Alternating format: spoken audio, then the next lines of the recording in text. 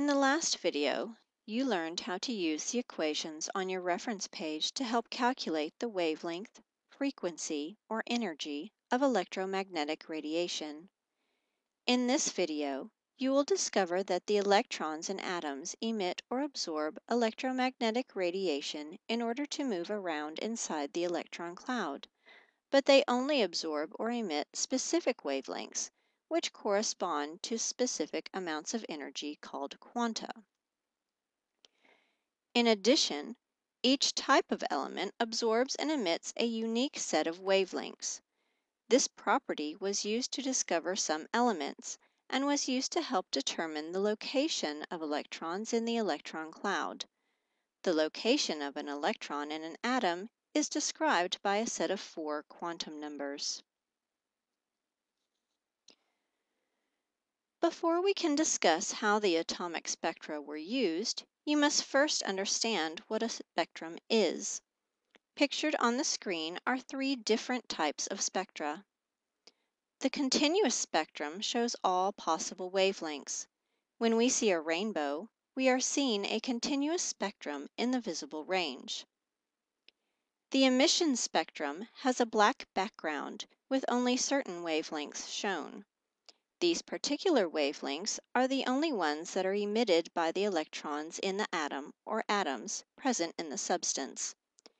Each wavelength corresponds to a specific amount of energy that can be calculated using the equation energy equals Planck's constant times the speed of light divided by the wavelength.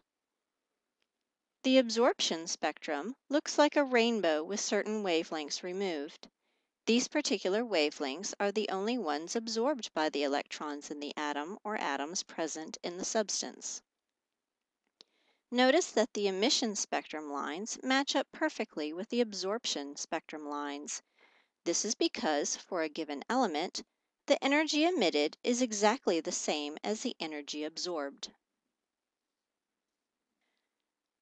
Every element produces a unique emission or absorption spectrum, which is sometimes referred to as its atomic fingerprint. This is how several elements, such as helium, rubidium, and cesium, were discovered. When elements emit wavelengths in the visible range, we can see the colors. Elements or different mixtures of elements are used in neon lights and fireworks to produce the different colors we see. Neon lights that actually contain neon give off a reddish-orange light. Sodium vapor lamps used in street and highway lights give off a yellow light. Barium is used to give fireworks a green color. Emission spectroscopy is a useful technique. Forensic scientists can use this technique to determine the identity of a poison in a sample. Environmental scientists can identify pesticides in the environment. It is also used by astronomers to determine the composition of stars light years away. Niels Bohr studied the emission spectrum of hydrogen to determine that electrons are on different energy levels. From this, he came up with a planetary model of the atom, which was discussed in the last unit. So why do electrons in the atom absorb and emit light? They absorb and emit light to move to different energy levels in the electron cloud. All of the electrons in this sodium atom are in the ground state. That is, all the electrons are in the lowest possible energy levels available. The valence electron, or outer electron, in this sodium atom will absorb a particular wavelength of light in order to move from the 3rd energy level to the 4th energy level. This atom is now in the excited state because an electron has temporarily moved to a higher energy level. To move back down to the 3rd energy level, the valence electron will have to emit or release energy. It will release exactly the same wavelength that it absorbed, assuming it moves back to exactly the same position from which it started. This specific amount of energy that an electron absorbs or emits is called a quantum. The location of an electron is described by a series of 4 quantum numbers: N, L, M sub L, and M sub S. You can think of these as being the address for an electron's probable location. Electrons contain fixed amounts of energy. The amount of energy they contain determines where in the electron cloud they are located. The more energy an electron has, the farther away from the nucleus it can be. Electron clouds are made up of energy levels, represented by the quantum number n, which are like rungs of a ladder, but they are not equally spaced. A Bohr model, like the one pictured, is a decent two-dimensional representation of this concept, but you must remember that electrons do not orbit the nucleus like planets around the sun. Notice the values of n located on the rings, or energy levels, of the Bohr model.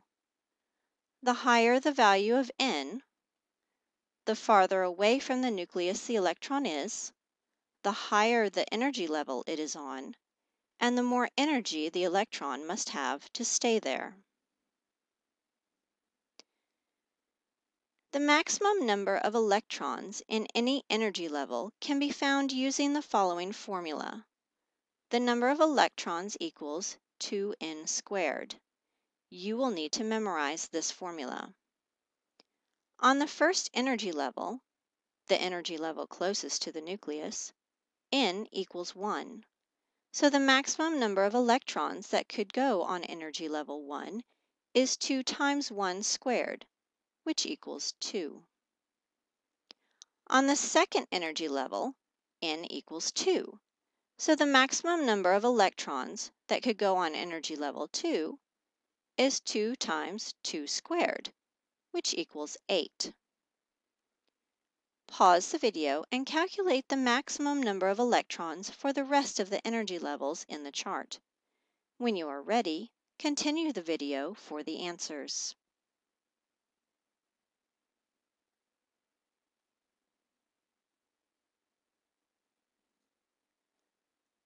The sublevels, represented by the quantum letter L, are designated by specific letters. The sublevels you need to know are S, P, D, and F. Electrons need different amounts of energy to be on the different types of sublevels.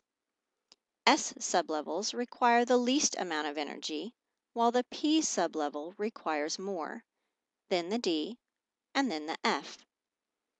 The number of sublevels on an energy level is equal to the energy level number, or N, for that energy level. So energy level 1, where N equals 1, has only one sublevel, which is the S sublevel. Energy level 2, where N equals 2, has two sublevels, an S and a P. The S sublevel for energy level 2 is larger than the S sublevel for energy level 1, so the electrons are able to move farther away from the nucleus.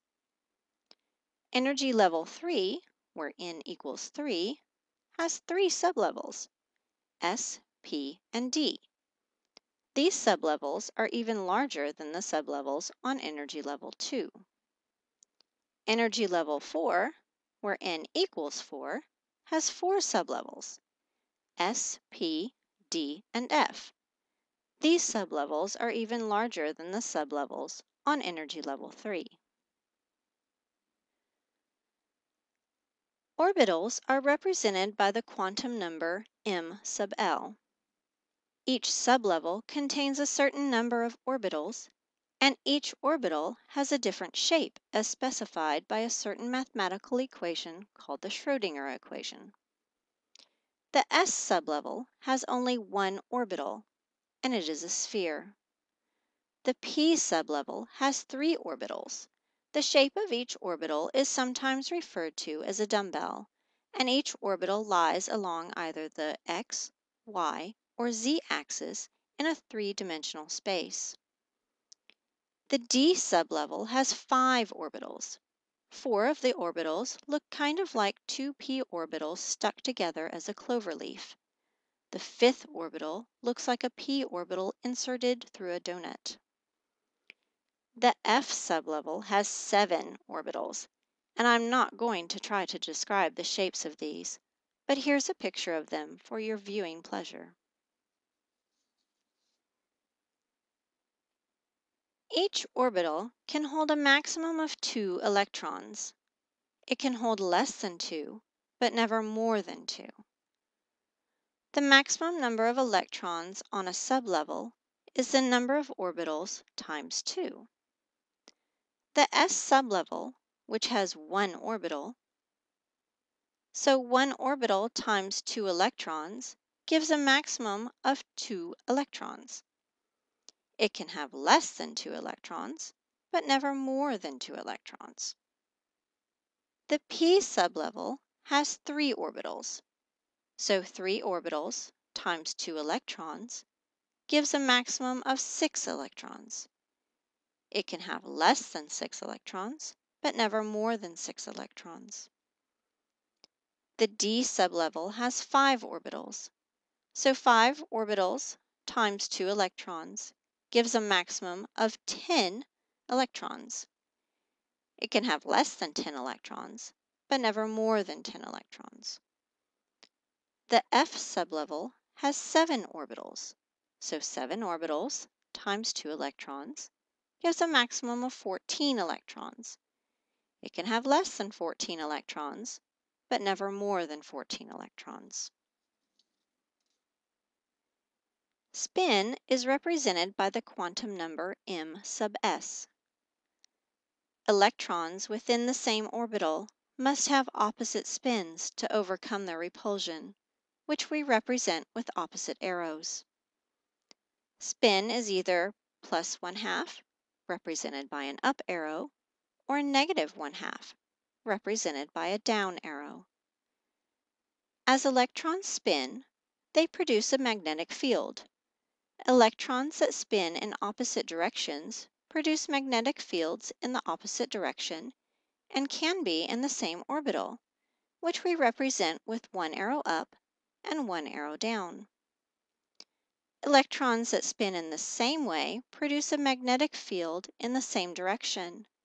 If 2 electrons spinning the same way were brought close together, it would be like bringing 2 north poles of a magnet close together. They would repel.